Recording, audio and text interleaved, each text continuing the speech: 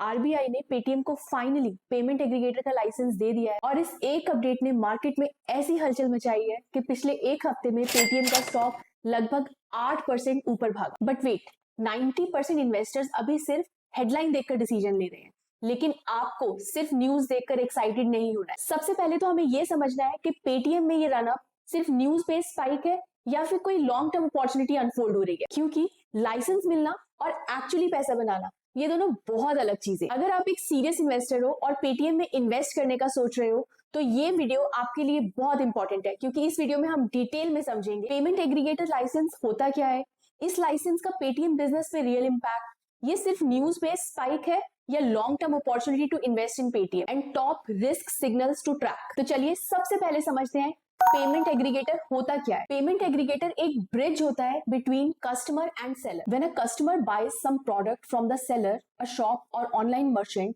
money moves from the customer's bank safely and instantly to the seller's bank. But in दो parties को directly connect करना complicated होता है, क्योंकि seller को अलग अलग बैंक्स, कार्ड्स, यूपीआईज, वॉलेट सबके साथ इंडिविजुअल इंटीग्रेशन बनाना पड़ेगा। तो यहाँ पेमेंट एग्रीगेटर बीच में आता है एज अ ब्रिज। तो कस्टमर जब पेमेंट इनिशिएट करता है तो रिक्वेस्ट सबसे पहले पेमेंट एग्रीगेटर के सिस्टम के पास जाती है। एग्रीगेटर ट्रांजैक्शन को वेरीफाई करता है, फ्रॉड्स के लिए भी चेक करता है। उसके बाद एग्रीगेटर कस्टमर के बैंक से पेमेंट इनिशिएट करता है। फिर कस्टमर का बैंक जब पेमेंट कर देता है तो एग्रीगेटर उस पैसे को अपने पास कलेक्ट करता है और फिर सेलर के बैंक अकाउंट में क्रेडिट करता है। So in nutshell payment aggregators merchants के लिए पेमेंट्स कलेक्ट करते हैं, सेटलमेंट करते हैं, फ्रॉड प्रोटेक्शन देते हैं और मल्टीपल पेमेंट मोड्स इनेबल करते हैं। लेकिन कोई भी कंपनी तब तक पेमेंट एग्रीगेटर की तरह ऑपरेट नहीं कर सकती जब तक उसके पास आरबीआई का लाइसेंस ना हो। क्योंकि पेमेंट एग्रीगेटर पब्लिक का पैसा हैंडल करते हैं तो आरबीआई को ये इंश्योर करना पड़ता है कि पेमेंट हैंडलिंग सिस्टम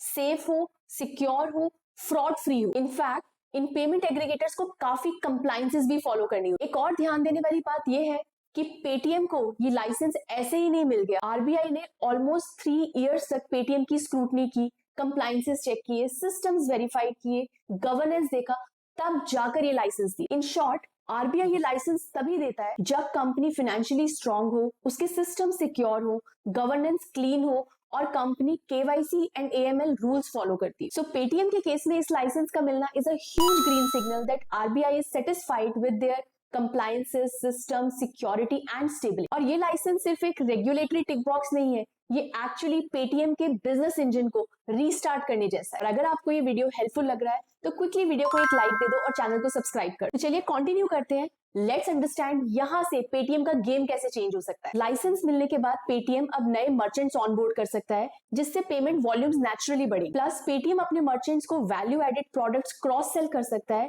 जैसे कि loans, insurance, pay out solutions, fraud tools, analytic services. और सबसे बड़ा बेनिफिट, पेटीएम अब फोन पे और रेजर पे जैसी कंपनीज के अगेंस्ट एक्चुअल कॉम्पिटिटिव कमबैक करने की पोजीशन में है, जो पहले लाइसेंस फ्रीज होने की वजह से पॉसिबल ही नहीं था। So net net improve monetisation, stronger margins and a sticky ecosystem. ये एक्चुअली पेटीएम का वो रेवेन्यू स्ट्रीम है जो आरबीआई ने रेगुलेटरी इश्यूज की वजह से बैन कर दिया था और अब ये वापस से एक्टिवेट हो जाए। Another important point to note here is that this RBI license will reset the market sentiment for Paytm. Regulatory cloud हटना मतलब ट्रस्ट वापस, and market reacts fastest to clarity and sentiment always moves faster than financials. लेकिन यहाँ सवाल ये है कि क्या ये सिर्फ न्यूज बेस्ड स्पाइक है या फिर पेटीएम के लिए लॉन्ग टर्म अपॉर्चुनिटी। देखिए, न्यूज और एक्साइटमेंट से शेयर प्राइसेस में शॉर्ट टर्म स्पाइक्स तो आ सकते हैं, लेकिन पेटीएम में लॉन्ग टर्म ग्रोथ होगी या नहीं ये डिपेंड करेगा कंप्लीटली इसके एग्जीक्यूशन पर, जैसे कि मर्चेंट एडिशन रेट,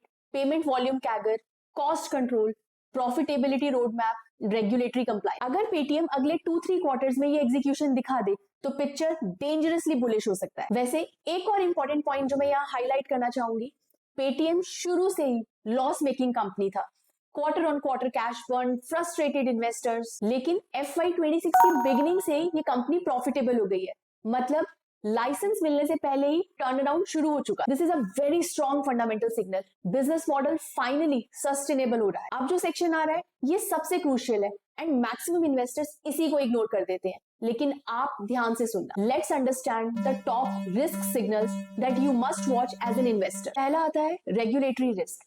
पेटीएम की हिस्ट्री क्लीन नहीं है, आरबीआई ने पहले भी इसके अगेंस्ट एक्शन लिया था। आरबीआई कंप्लायंसेस को लेकर बहुत स्ट्रिक्ट है, एक और कंप्लायंस स्लिप अप और स्टॉक 20 to 30% गिर सकता है। Second, merchant acquisition cost. Merchants वापस ऑनबोर्ड करने होंगे, लेकिन क्वेश्चन ये है किस कॉस्ट पर। अगर कॉस्ट ज्यादा हुआ तो डायरेक्टली मार्जिन पे प्रेशर आएगा। Third challenge is over powering competition. Phone पे और रेजर पे का कंबाइंड मार्केट शेयर 70% से भी ज्यादा है। They also have deeper pockets, larger teams and better tech. Paytm खुद को कैसे डिफरेंशिएट करेगा और कैसे इनका मार्केट शेयर तोड़ेगा, ये देखना पड़ेगा। And fourth risk is profitability pressure. जैसा कि मैंने पहले भी बताया, कंपनी अभी रिसेंटली लास्ट 2 क्वार्टर्स में ही प्रॉफिटेबल हुई है। तो क्वेश्चन ये है, क्या ये प्रॉफिट्स आगे सस्टेन होंगे, या अगर ग्रोथ के लिए स्पेंडिंग बढ़ेगी तो मार्जिन फर्दर स्क्वीज होंगे। तो बॉटम लाइन क्या है, पेटीएम को आरबीआई लाइसेंस मिला, पॉजिटिव सिग्नल। कंपनी प्रॉफिटेबल भी हो गई, another positive signal. Competition intense है, रिस्क। एग्जीक्यूशन प्रूव करना बाकी है, wait and watch. So my personal take, अगर आप ऑलरेडी इन्वेस्टेड हो तो होल्ड करो, अगले 2 to 3 क्वार्टर्स का डेटा देखो, और अगर नई एंट्री सोच रहे हो तो एग्जीक्यूशन को क्लोजली मॉनिटर करो। और बाकी मैं हर क्वार्टर पेटीएम को ट्रैक करूंगी और आपको अपडेट भी करती रहूंगी। सो अगर आपको ये वीडियो वैल्यूएबल लगा तो वीडियो को लाइक करके चैनल को सब्सक्राइब करो, ताकि ऐसे इंपॉर्टेंट फाइनेंशियल अपडेट्स टाइमली आपके पास पहुंचते रहे। एंड मोस्ट इंपॉर्टेंट, कमेंट्स में बताओ आप पेटीएम को लेकर कॉन्फिडेंट हो या स्केप्टिकल। क्या आपको लगता है पेटीएम कंपटीशन को बीट कर पाएगा? Let's discuss.